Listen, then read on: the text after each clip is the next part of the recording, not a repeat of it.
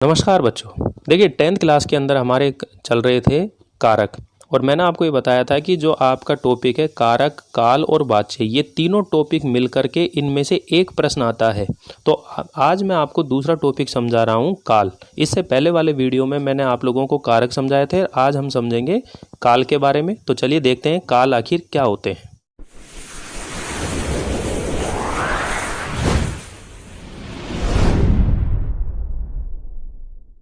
आज का हमारा टॉपिक है काल। तो आज की इस वीडियो में हम देखने वाले हैं कि जो काल हैं वो होते क्या हैं और कितने उसके भेद होते हैं। देखिए बच्चों, काल किसे कहते हैं? काल का मतलब होता है समय, यानी कि अंग्रेजी में जैसे टेंस होते हैं, हिंदी में जैसे काल होते हैं, ऐसे ही संस्कृत के अंदर क्या होते हैं? लकार होते हैं। हर भाषा के अंदर समय को बताने के लिए, ठीक है ना, तो वो काल होते हैं। तो काल का अर्थ क्या होता है? समय, अर्थात जिस समय क्रिया होती है वही उस क्रिया का काल कहलाता है। और इस प्रकार क्रिया के जिस रूप से क्रिया के होने या करने का जो समय ज्ञात होता है उसे हम क्या कहते हैं? काल कहते हैं। काल के तीन भेद होते हैं, भूतकाल, वर्तमान काल और भविष्य काल। चलिए इनके बारे में हम लोग एक एक करके पढ़ते हैं। सबसे पहले हम जानेंगे जो भूतकाल है उस भूतकाल को पहचानने का तरीका क्या है और उसकी परिभाषा क्या है। देखिए, भूत का अर्थ है अतीत या बीता हुआ, यानी कि जो समय बीत गया है। ये आप सब जानते ही हैं कि क्रिया के जिस रूप से बीते हुए समय का बोध होता है उसे हम भूतकाल कहते हैं, यानी कि जो अतीत है, बीत गया, क्रिया के जिस रूप से बीते हुए समय का बोध होता है उसे हम भूतकाल कहते हैं। इसकी पहचान क्या है कि आपको क्रिया के अंत में आ, ई, ए या फिर या, ये प्रत्यय जुड़े हुए दिखाई देंगे। इसको पहचानने का तरीका, जैसे पढ़ना है, पढ़ना एक क्रिया है, जब भी प्रत्यय लगाते हैं तो इनका ना जो होता है वो हटा देते हैं, क्योंकि क्रिया का जो मूल रूप होता है वो क्या कहलाता है? धातु। क्रिया का मैंने पूरा टॉपिक पढ़ाया हुआ है। अगर आप लोगों ने पहले वाले वीडियो नहीं देखे हैं तो प्लेलिस्ट में जाकर आप मेरे पहले वाले वीडियो देख सकते हैं, वहाँ पर मैंने पूरा टॉपिक विस्तार से समझाया हुआ है। तो चलिए देखिए मैंने क्या बता रखा है कि जो क्रिया है उस क्रिया का मूल रूप क्या होता है? वो क्या कहलाता है? धातु। तो सबसे पहले हम धातु बनाते हैं। पढ़ना से पढ़ क्या बन गई? धातु। अब इसके अंत में क्या जोड़ दिया? आ, तो ये क्या बन गया? पढ़ा। ई जोड़ेंगे तो पढ़ी और ए जोड़ेंगे तो पढ़े। ऐसे मान लो गाना एक क्रिया है और उसको जब धातु बनाएंगे तो क्या बन गई? गा। उसमें या, ई, ये प्रत्यय जोड़ेंगे तो गाया। अगर आपको क्रिया के अंत में आ, ई, ए अथवा या, ये प्रत्यय जुड़े हुए दिखाई दें तो वह भूतकाल की क्रिया होगी, अर्थात वह जो वाक्य होगा वो किसका होगा? भूतकाल का होगा। जैसे उदाहरण समझो इसमें कि मोहन ने पत्र लिखा। अब लिखा आ रहा है, देखो इसमें। शिक्षक ने पुस्तक पढ़ाई, क्या आ रहा है? ई। रवि ने गीत गाया, तो क्या आ रहा है? या। क्या आ रहा है? तो आप इन पहचान से समझ सकते हो कि बीते हुए समय का बोध कराने वाली जो क्रिया है उन्हें हम भूतकाल की क्रिया कहते हैं। और पहचानने का तरीका यह है कि क्रिया के अंत में आ, ई, ए अथवा या, ये सब चीज़ आती है। चलिए इसके बाद देखते हैं कि भूतकाल क्रिया के कितने भेद होते हैं। जो भूतकाल की क्रिया होती है उसके कितने भेद होते हैं और उन भेदों को समझने का तरीका क्या है। देखिए, भूतकाल की जो क्रिया है उसके 6 भेद होते हैं। भूतकाल की जो क्रिया है उसके 6 भेद हैं। एक सामान्य भूत, एक आसन्न भूत, एक पूर्ण भूत, एक अपूर्ण भूत और संदिग्ध भूत और हेतुमद भूत। यानी कि भूतकालिक क्रिया के 6 भेद होते हैं: सामान्य, आसन्न, पूर्ण, अपूर्ण, संदिग्ध, हेतुमद। अब देखिए, जो सामान्य भूतकाल है, सामान्य भूतकाल की क्रिया क्या होती है, आसन्न भूतकाल की क्रिया क्या होती है, इनको हम विस्तार से समझते हैं। सबसे पहले हम पढ़ रहे हैं सामान्य भूतकाल। सामान्य भूतकाल का मतलब क्या होता है? देखिए बच्चों, कि जिन क्रियाओं से यह ज्ञात होता है कि बीते हुए समय में कोई कार्य सामान्य रूप से पूरा हो गया है, यानी कि बीते हुए समय में कोई कार्य सामान्य रूप से पूरा हो गया है, उन्हें हम सामान्य भूतकालिक क्रिया कहते हैं। इसकी पहचान अभी बताई थी मैंने कि क्रिया के अंत में आपको आ, ई, ए अथवा या, ये प्रत्यय जुड़े हुए मिलेंगे। तो बालक ने पुस्तक पढ़ी, ई आ रहा है। मोहन ने लेख लिखा, आ रहा है। पूजा ने खाना बनाया, या आ रहा है। तो जिन क्रियाओं से यह ज्ञात होता है कि बीते हुए समय में कोई कार्य सामान्य रूप से पूरा हो गया है, उन्हें हम भूतकाल की, सामान्य भूतकाल की क्रिया कहते हैं। दूसरे नंबर पर है आसन्न भूतकाल। अब देखिए आसन्न भूतकाल का मतलब क्या होता है बच्चों, कि आसन का मतलब होता है कि बीते हुए समय में कोई कार्य जो है हुआ है, लेकिन उसका जो प्रभाव है वो वर्तमान समय तक रहता है। ऐसा लगता है कि कोई कार्य अभी अभी हुआ है। ठीक है, तो देखो इसकी परिभाषा समझिए कि जिन क्रियाओं से यह ज्ञात होता है कि कोई कार्य अभी अभी हुआ है उन्हें हम आसन्न भूतकाल की क्रिया कहते हैं। अर्थात कार्य भूतकाल में हो गया किंतु उसका जो प्रभाव है वो वर्तमान समय तक रहता है। ऐसे लगता है कि कोई कार्य अभी अभी हुआ है। जैसे मान लीजिए मैं कहूँ मैंने पढ़ाया है, तो पढ़ा तो लिया लेकिन उसका प्रभाव अभी वर्तमान तक है। जैसे अभी मैंने कहूँ मैंने अभी भूतकाल के भेद समझाए हैं, तो समझाए हैं तो समझा चुका हूँ लेकिन उसका प्रभाव अभी तक है। तो इसकी पहचान क्या है कि जो सामान्य भूतकाल की क्रिया है उसके अंत में है जोड़ देते हैं, है, तो वो क्या बन जाती है, आसन्न भूतकाल की क्रिया। जैसे मैंने कहा मोहन ने पत्र लिखा, तो ये तो सामान्य भूत, लेकिन लिखा है तो ये क्या बन गई, आसन्न भूतकाल की क्रिया। पूजा ने खाना बनाया है, समझ में आ रहा है कि जो सामान्य भूतकाल की क्रिया है उसके अंत में है लगाने से आसन्न भूतकाल की क्रिया बन जाती है। चलिए तीसरे नंबर पर हम देखते हैं। तीसरा नंबर जो है वह भूतकाल का पूर्ण भूतकाल यानी कि पूर्ण भूत। तीसरे नंबर पर जो है वो है पूर्ण भूत, यानी कि जिन क्रियाओं से यह ज्ञात होता है कि कोई कार्य बहुत पहले समाप्त हो चुका है उन्हें हम पूर्ण भूतकालिक क्रिया कहते हैं। समझ में आ रहा है कि जिन क्रियाओं से यह ज्ञात होता है कि कोई कार्य बहुत पहले समाप्त हो चुका है उन्हें हम पूर्ण भूतकाल की क्रिया कहते हैं। और इसकी पहचान भी है कि भूतकाल की जो सामान्य भूतकाल की क्रिया है जैसे आ ई ए, उनके अंत में था थी थे या चुका था चुकी थी चुके थे, ये प्रत्यय अगर जोड़ देते हैं, शब्द जोड़ देते हैं, तो वो पूर्ण भूतकाल की क्रिया बन जाती है। जैसे बालक ने पुस्तक पढ़ी थी, बालक पुस्तक पढ़ चुका था, मोहन ने पत्र लिखा था। तो इनके अंदर क्या हो रहा है कि ये कार्य बहुत पहले पूरा हो चुका था। तो दोबारा सुनिए कि जिन क्रियाओं से यह ज्ञात होता है कि कोई कार्य बहुत पहले समाप्त हो चुका है उन्हें हम पूर्ण भूतकाल की क्रिया कहते हैं। चलिए चौथे नंबर पर है अपूर्ण भूतकाल। अब ये जो अपूर्ण भूतकाल होता है, अपूर्ण का मतलब काम पूरा नहीं हो रहा है, तो अपूर्ण भूतकाल का मतलब होता है कि जो कार्य भूतकाल में आरंभ तो हो गया, प्रारंभ हो गया, लेकिन वह समाप्त नहीं हुआ है, तो वो क्या कहलाएंगी, अपूर्ण भूतकाल की क्रिया।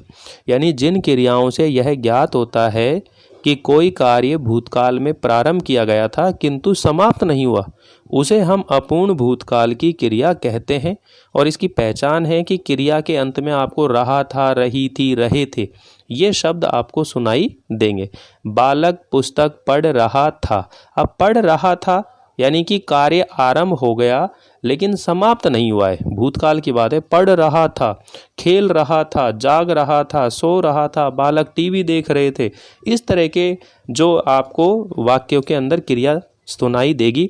तो अपूर्ण भूत का मतलब जिन क्रियाओं से यह ज्ञात होता है कि कोई कार्य भूतकाल में प्रारंभ किया गया था किंतु समाप्त नहीं हुआ उसे अपूर्ण भूतकाल की क्रिया कहते हैं। यहाँ पहचान बता दिए, रहा था, रही थी, रहे थे। चलिए पांचवें नंबर पर है संदिग्ध भूत। अब देखो संदिग्ध का मतलब क्या होता है, संदेह होना। संदिग्ध का मतलब ही क्या होता है, संदेह होना। यानी कि जिन क्रियाओं से भूतकाल में किसी कार्य के होने में संदेह प्रकट हो तो उसे संदिग्ध भूतकाल की क्रिया कहते हैं। यानी जिन क्रियाओं से भूतकाल में किसी कार्य के होने में संदेह प्रकट हो, संभावना प्रकट हो, तो उसे हम संदिग्ध भूतकाल की क्रिया कहते हैं। अब इसकी पहचान है कि सामान्य भूत की जो क्रिया होती है उसके अंत में होगा, होगी, होंगे आदि शब्द जोड़ देते हैं तो वो क्या बन जाती है, संदिग्ध भूतकाल की क्रिया बन जाती है। जैसे बालक ने पुस्तक पढ़ी, अब ये तो सामान्य क्रिया, लेकिन होगी इसके पीछे जोड़ दिया, बालक ने पुस्तक पढ़ी होगी, मोहन ने पत्र लिखा होगा, पूजा ने खाना बनाया होगा, बालक ने नाटक देखा होगा। तो कहने का मतलब है आ ई ए के साथ होगा, होगी, होगे ऐसे शब्द सुनाई दें तो वो क्या बन जाती है, संदिग्ध भूतकाल की क्रिया। तो आपको ये समझ में आ गया होगा कि जिन क्रियाओं से भूतकाल में किसी कार्य के होने में संदेह प्रकट हो तो उसे हम संदिग्ध भूतकाल की क्रिया कहते हैं। अब जो छठा नंबर है वो है हेतु हेतुमद भूतकाल। अब हेतु हेतुमद भूतकाल का मतलब क्या होता है बच्चों? देखो, हेतु का मतलब होता है कारण। हेतु का मतलब क्या होता है? कारण। कि जिन क्रियाओं से यह ज्ञात होता है कि कोई कार्य भूतकाल में होने वाला था किंतु किसी कारण हुआ नहीं, उसे हम हेतु हेतुमद भूतकाल की क्रिया कहते हैं। यानी कि जिन क्रियाओं से यह ज्ञात होता है कि कोई काम ऐसा था जो भूतकाल में होने वाला था किंतु किसी कारणवश हुआ नहीं, उसे हम हेतु हेतुमद भूतकाल की क्रिया कहते हैं। यदि पिताजी आते तो मैं अवश्य आता, मतलब पिताजी आते, अगर भूतकाल में वो पिताजी आते तो मैं आता, ठीक है ना। अब यहाँ पर देखो, क्रिया के अंत में आपको ता ते ती दिखाई देंगे, लेकिन ये शर्त होगी कि एक काम को करने के पीछे कोई ना कोई कारण होगा। यदि वर्षा होती तो हम घूमने जाते, यदि शिक्षक आता तो मैं पढ़ता, यदि ये होता तो ऐसा होता, मतलब किसी काम को होने का कोई कारण होता है, ठीक है ना।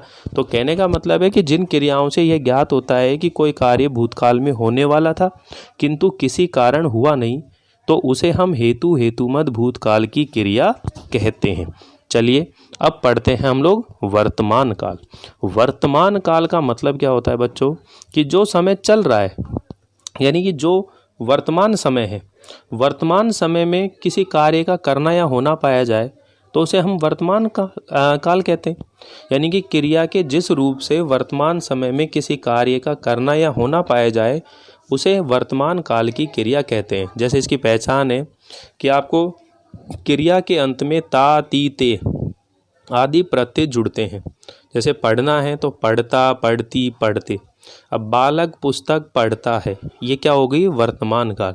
पूजा खाना बनाती है, ये क्या हो गया? वर्तमान काल। यानी कि क्रिया के अंत में अगर आ ई ए दिखाई दें तो वो तो है भूतकाल, लेकिन क्रिया के अंत में अगर ता ती ते दिखाई दें तो वो होगी वर्तमान काल। समझ में आ रहा है आप लोगों को कि क्रिया के जिस रूप से वर्तमान समय में किसी कार्य का करना या होना पाया जाए उसे हम वर्तमान काल की क्रिया कहते हैं। चलिए इसके बाद देखते हैं कि वर्तमान काल के कितने भेद होते हैं। वर्तमान कालिक क्रिया के जो हैं 4 भेद होते हैं। वर्तमान कालिक जो क्रिया होती है उसके 4 भेद होते हैं। नंबर 1 सामान्य वर्तमान, नंबर 2 अपूर्ण वर्तमान, नंबर 3 संदिग्ध या संभाव्य वर्तमान और नंबर 4 होता है आज्ञार्थक वर्तमान। ये 4 भेद होते हैं वर्तमान कालिक क्रिया के। चलिए इनको एक एक करके पढ़ते हैं। सबसे पहले है सामान्य वर्तमान। अब सामान्य वर्तमान का मतलब क्या होता है बच्चों? कि जिन क्रियाओं से यह ज्ञात होता है कि कोई कार्य वर्तमान समय में सामान्य रूप से पूरा हो गया है तो उन्हें हम सामान्य वर्तमान कालिक क्रिया कहते हैं। दोबारा सुनिए, जिन क्रियाओं से यह ज्ञात होता है कि कोई कार्य वर्तमान समय में सामान्य रूप से पूरा हो गया है उन्हें हम सामान्य वर्तमान कालिक क्रिया कहते हैं। अब इसकी पहचान क्या है? कि क्रिया के अंत में ता ती ते ये प्रत्यय जुड़ेंगे। बालक व्याकरण पढ़ता है, मोहन लेख लिखता है, ठीक है ना, शिक्षक पुस्तक पढ़ता है। इस तरह की ता ते ती ये शब्द आपको दिखाई देंगे। समझ में आ रहा होगा। चलिए दूसरा देखते हैं अपूर्ण वर्तमान। अपूर्ण वर्तमान का मतलब क्या होता है बच्चों? कि जिन क्रियाओं से यह ज्ञात होता है कि कोई कार्य जो है वर्तमान समय में आरंभ हो गया है, मतलब अब हो गया है और वो लगातार चल रहा है। जैसे मान लीजिए मैं आपको पढ़ा रहा हूँ तो आपको ऐसा है कि शिक्षक विद्यार्थियों को व्याकरण पढ़ा रहा है। तो जब रहा था, रही थी, रहे थे, अगर ऐसे शब्द आते हैं तो वो तो हुआ अपूर्ण भूतकाल। लेकिन रहा है, रही है, रहे हैं ये शब्द आते हैं तो वो होगा अपूर्ण वर्तमान। तो ये इसकी पहचान है कि क्रिया के अंत में आपको क्या दिखाई देंगे? रहा है, रही है और रहे हैं। बालक व्याकरण पढ़ रहा है, मतलब जिन क्रियाओं से ज्ञात होता है कि वर्तमान समय में कोई कार्य अभी भी हो रहा है तो ये कार्य अभी भी हो रहा है, कंटिन्यू चल रहा है, ठीक है। मोहन लेख लिख रहा है, पूजा खाना बना रही है, तो कोई काम अभी भी हो रहा है। तो जिन क्रियाओं से ज्ञात होता है कि वर्तमान समय में कोई कार्य अभी भी हो रहा है, समाप्त नहीं हुआ है, उसे हम तात्कालिक या अपूर्ण वर्तमान काल की क्रिया कहते हैं। चलिए तीसरे नंबर पर देखते हैं संदिग्ध या संभाव्य वर्तमान। संदिग्ध या संभाव्य वर्तमान का मतलब क्या होता है बच्चों, कि जिन क्रियाओं से यह ज्ञात होता है कि वर्तमान समय में किसी कार्य के होने में संदेह या संभावना है, तो उसे संदिग्ध या संभाव्य वर्तमान काल कहते हैं। यानी कि वर्तमान समय में किसी कार्य के होने में संदेह या संभावना प्रकट की जाती है तो उसको हम क्या कहते हैं, संदिग्ध वर्तमान काल। ठीक है, संदिग्ध या संभाव्य वर्तमान काल। इसकी पहचान क्या है कि सामान्य वर्तमान की क्रिया के अंत में अगर होगा, होगी, होंगे शब्द जोड़ते हैं तो संदिग्ध या संभाव्य वर्तमान काल की क्रिया बन जाती है। देखिए, अगर आ, ई, ए के साथ होगा, होगी जोड़ेंगे तो बनेगा संदिग्ध भूतकाल, लेकिन ता, ती, ते के साथ अगर होगा, होगी जोड़ेंगे तो ये बनेगा संदिग्ध वर्तमान। मोहन पत्र लिखता होगा, मोहन पत्र लिखता होगा तो ता होगा, तो ये संदिग्ध वर्तमान। लेकिन लिखा होगा, मोहन ने पत्र लिखा होगा तो संदिग्ध भूतकाल। इन दोनों में अंतर समझ लेना, क्रियाओं से आपको अंतर समझना है कि भूतकाल की क्रिया में आ, ई, ए देखना है और वर्तमान काल की क्रिया में ता, ती, ते देखना है। चलिए चौथे नंबर पर पढ़ते हैं आज्ञार्थक वर्तमान।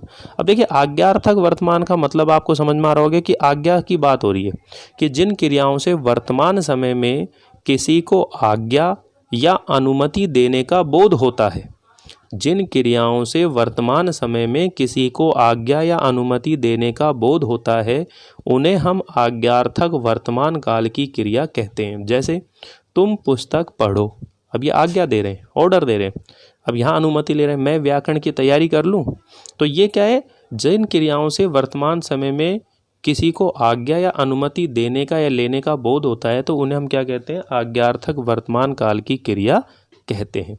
चलिए तीसरा पढ़ते हैं अपन, भविष्यत काल। भविष्य काल का मतलब क्या होता है, जो समय आने वाला है, यानी कि आने वाले समय का बोध कराने वाली जो क्रिया होती है उन्हें हम भविष्य काल की क्रिया कहते हैं। जिन क्रियाओं से ये ज्ञात होता है कि आने वाले समय में कोई कार्य होगा उसे भविष्यत काल की क्रिया कहते हैं।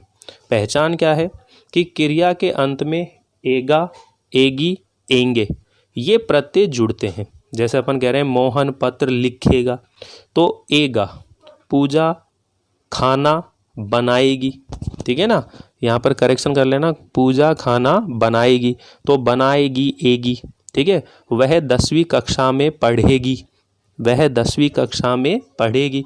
तो यानी कि वे क्रियाएं जो आने वाले समय का बोध कराती है उनको हम क्या कहते हैं, भविष्य काल की क्रिया कहते हैं। और भविष्य काल की क्रिया के भेद कितने होते हैं, तो भविष्य काल की क्रिया के केवल 2 भेद होते हैं, ये ध्यान रख लेना। भविष्य काल की क्रिया के 2 भेद हैं, सामान्य भविष्यत और संभाव्य भविष्यत। चलिए इनको एक एक करके समझते हैं। सबसे पहले है सामान्य भविष्यत। सामान्य भविष्यत का मतलब क्या होता है कि जिन क्रियाओं से यह ज्ञात होता है कि कोई कार्य आने वाले समय में सामान्य रूप से पूरा हो जाएगा उसे हम सामान्य भविष्यत काल कहते हैं। जिन क्रियाओं से यह ज्ञात होता है कि आने वाले समय में कोई कार्य सामान्य रूप से पूरा हो जाएगा तो उसे सामान्य भविष्यत काल कहते हैं। जैसे वह पुस्तक पढ़ेगी, राहुल विद्यालय जाएगा, वह 12वीं कक्षा में आएगी, ठीक है। तो भविष्य की जब बात होती है, भविष्य में कोई काम सामान्य रूप से होने वाला है तो वो कहलाएंगी सामान्य भविष्य काल की क्रियाएं। और दूसरे नंबर पर है संभाव्य भविष्यत काल। देखिए संभाव्य भविष्यत काल किसको कहते हैं कि जिन क्रियाओं से आने वाले समय में किसी कार्य के होने की संभावना प्रकट हो उसे हम संभाव्य भविष्यत काल कहते हैं। यानी कि जिन क्रियाओं से आने वाले समय में किसी कार्य के होने में या करने में केवल संभावना या संदेह प्रकट किया जाता है तो वो कहलाती है संभाव्य भविष्यत। अपन कह रहे हैं शायद मोहन पत्र लिखे, शायद आज वर्षा होगी, संभवतः वह आज नहीं आएगा, ठीक है। ऐसे अपन संभावना जता रहे हैं, संदेह प्रकट कर रहे हैं तो वो क्या कहलाएगी, संभाव्य भविष्यत। तो आप लोग देखिए ध्यान से, अगर आपसे पूछा जाए काल कितने होते हैं तो काल कितने होते हैं, 3, भूतकाल, वर्तमान काल और भविष्य काल। पहचान क्या है, भूतकाल में क्रिया के अंत में आ, ई, ए प्रत्यय दिखाई देंगे, वर्तमान काल में ता, ती, ते प्रत्यय दिखाई देंगे और भविष्य काल में एगा, एगी, एंगे ये प्रत्यय दिखाई देंगे। भूतकाल के 6 भेद हैं, वर्तमान काल के 4 भेद हैं और भविष्य काल के 2 भेद हैं। अगर आप लोगों को ये वीडियो पसंद आ रहा हो तो लाइक कीजिएगा, शेयर कीजिएगा और सब्सक्राइब करना ना भूलिएगा।